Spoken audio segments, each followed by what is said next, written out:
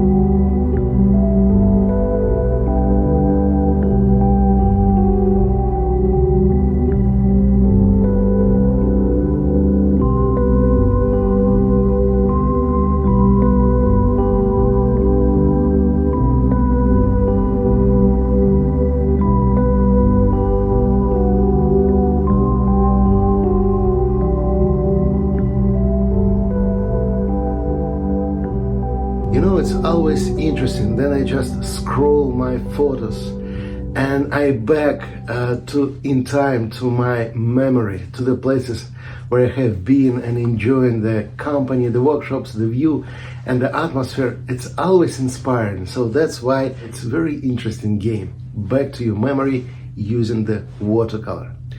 I hope you enjoy it. Thank you very much. Stay healthy and see you next Monday. Bye bye.